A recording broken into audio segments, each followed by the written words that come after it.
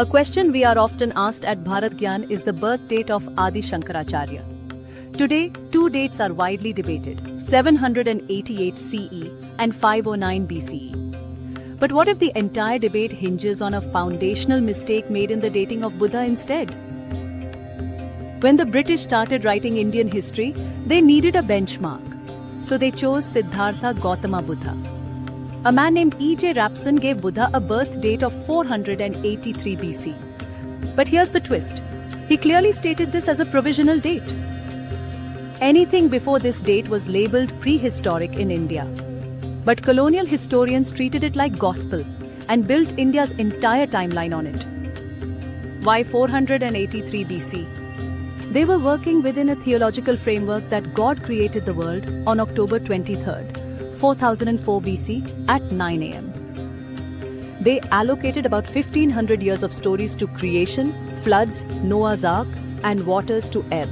With this constrained worldview, 483 BC became the earliest possible date for Buddha.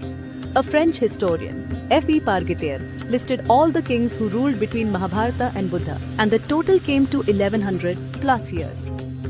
Working backwards from 483 BCE, with a gap of 1100 plus years, colonial historians placed the Mahabharata at 1500 BCE. On examining the chronology of Mahabharata using astronomical information within the text and data from various other fields, the date for Mahabharata can be placed with greater accuracy to 3100 BCE, which means Buddha, who came 1100 plus years later, was born in 1887 BCE. Bishop Bigandit of Burma conducted research into Burmese records, also concluded Buddha was born in 1887 BCE. Pandit Kota Venkatachalam of Vijayawada, a scholar who lived about 100 years ago, combined knowledge of geography, mathematics, and astronomy, and concluded that Buddha lived in 1887 BCE, not 483 BCE. This matters because it pulls back the real timeline of Adi Shankaracharya to 509 BCE, not 700 CE. That's a 1300-year gap between Buddha and Shankaracharya, and it finally aligns with our records. What began as a provisional date by a British historian ended up cementing a flawed chronology that modern textbooks and academics continue to teach.